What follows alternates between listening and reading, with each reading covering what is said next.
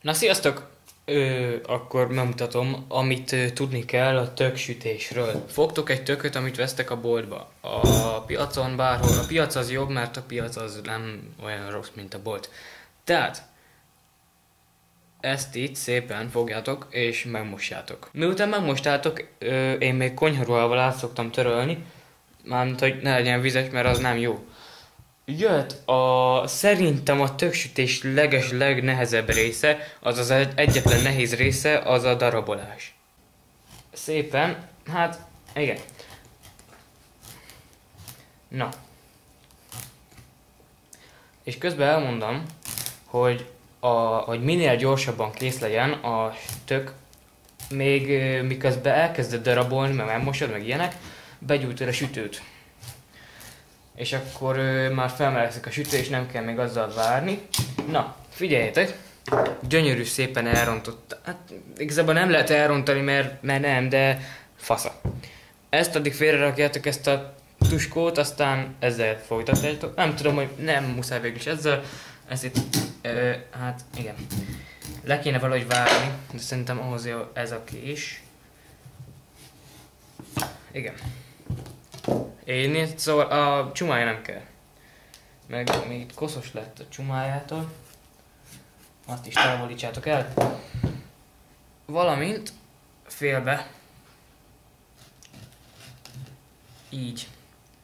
És szerintem ehhez jó lesz még ez is. És figyelj, nem tudom elkezdeni, és nem tudom elkezdeni. Tudom, azt nem tudom, de gondolom, hogy így. Várjátok, törvésbetok, és meg jól fogás nem vágja, azt nem szoktam este.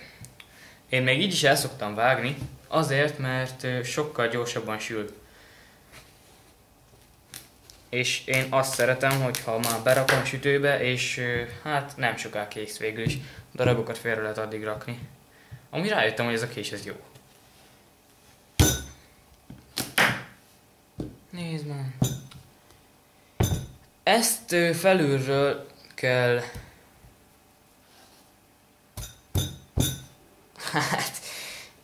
igen, nagyjából 2 darab körülbelül egyforma, majd egy 2 darab az fontos, de körülbelül egyforma nagyságúra vágni, és azt meg lehet így is oldani.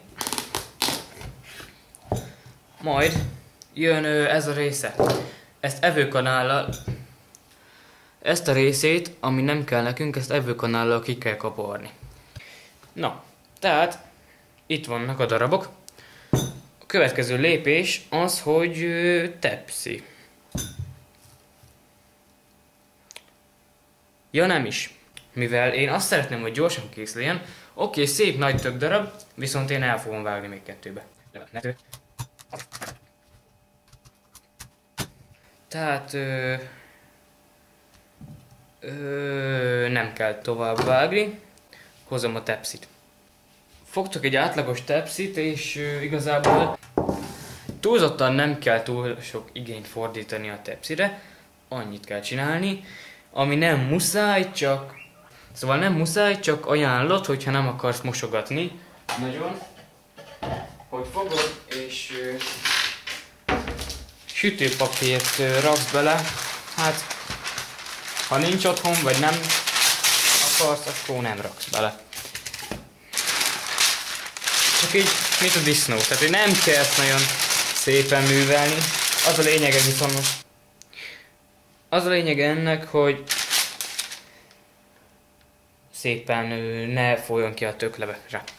Elkezditek úgy rakni, hogy viszonylag helytakarékosan, tehát hogy beleférjen mondjuk egy teljes tök. Az úgy ajánlott.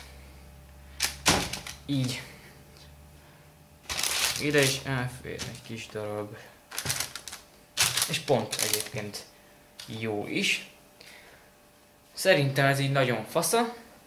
Most pedig el lehet kezdeni sütni, ami úgy néz ki, hogy berakjátok a sütőbe, és igazából nem is kell teljes gázon sütni, azaz, hogy nem kell magas fokozaton, hanem úgy középszerűen, középszintűen elkezditek, és időt nem tudok mondani, mivel hát az a baj az idővel, hogy Nem, szóval tök függő, tehát igen, viccesen hallatszik, de ez tényleg tök függő, meg ilyenek, meg hogy ki hogy szereti.